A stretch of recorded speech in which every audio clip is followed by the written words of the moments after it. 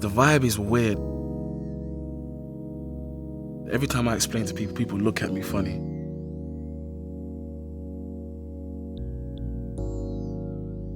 So basically, when I made the beat, I was thinking of clouds.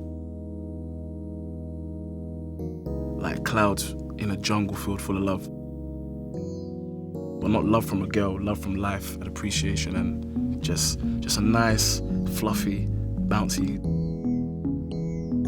Dum, dum, dum. You hear it. If you hear the beat, you're gonna hear it again and be like, okay, he's not a madman. Passionate from miles away, passive with the things you say, passing up on my always, I can't blame you, no. I first got into producing in secondary school, which is high school. When I was like 13, 14, we would do music technology classes, music classes. And I'll just be in there as a hobby, just making beats. I didn't know I wanted to do music there and then, or be a producer there and then, but I knew I wanted to do music, I should say. I was very fortunate, actually. My mum's musical palette was crazy. She listened to Bob Marley, Kenny Rogers, Carpenters, African Ghana, like Daddy Lumba. Then you get the Michael Jacksons, Stevie Wonders, all of those in the household every Sunday morning. It just comes out in the music, yeah. So I really have to thank her, to be honest. She's the plug.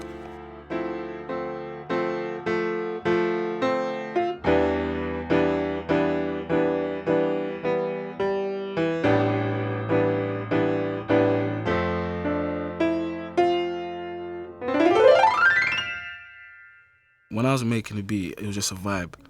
I had, to be fair, when I was making the beat, I did think of Drake, but it was like, it's one of those ones when you're a producer, you make the beat, you think, oh, who am I gonna get on it?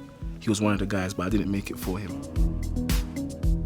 After the Brit Awards show last year, Drake came to the Section Boy show in Shoreditch, and that's where it started. So I was introduced to Drake, I sent music to Drake, but I didn't know it was Passionfruit until close to the release date. So it's crazy because I had no idea, and then bam, it just comes. Hold on, fuck that. Fuck that shit. So the intro on Passionfruit had nothing to do with me. That's all Drake's and his people's genius. All the Zoe Kravitz stuff, the Moody Man, they're geniuses, so whatever they add to a song is gonna work. So for Passionfruit, I started with the keys. I don't necessarily always start with the keys. It changes depending on how I feel. But on this one, I started with the keys. I played here. This is it's an NNXT in Reason. I like these keys because they're not the conventional electric keys, but they sound really smooth.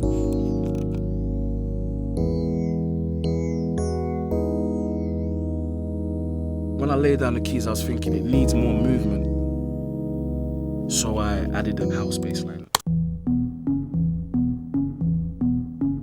Nice little pattern here.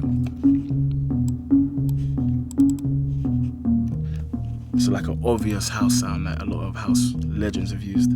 I layered it as well with a high one. So I had all of these elements in the song and I was thinking, it's missing something. This is a pad I actually made myself.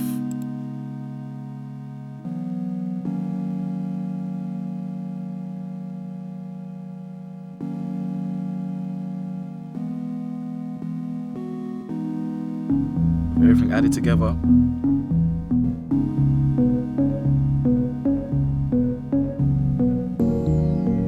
So it just sounds nice. So all this it's got body now. That's why I thought it's kind of big now. Added some hi-hats. Pretty simple groove. There's a shaker in there as well. I like to use these disco hi-hats when I'm making like funky dance songs because it gives it more of a live feeling. Nice soft 80s kick. And I thought the drums needed some movement, just something little, so I added the little percussion. Then I added the snares and all the other drums as well.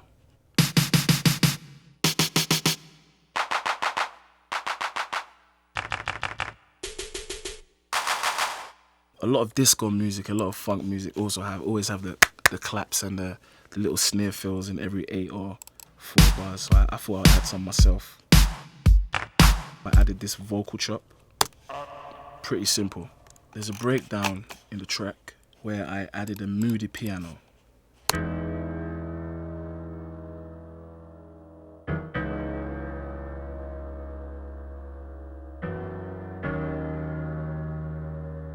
I thought the piano was very moody. It needs more of a nicer sound to it. And then I came with the iconic flute. This flute is an NNXT flute. I added a distortion on there and also a reverb on there. And as you can see in the key roll, I pitch bended some of the notes. And altogether, it sounds like this.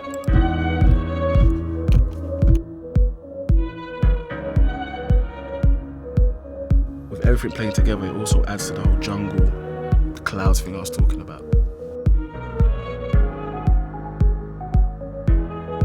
And then that's basically like, apart from arranging, that's basically the basis of the track.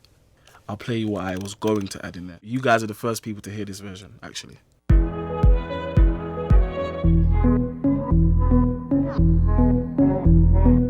When I finished this beat, I knew this was a good beat because I have a thing where I would listen to beats over and over again when I really like it, and this was one of them. So I knew it would be a big beat, I just didn't know how big or who would use it. And then by the grace of God, it became what it became. Passionate from miles away, passive with the things you say.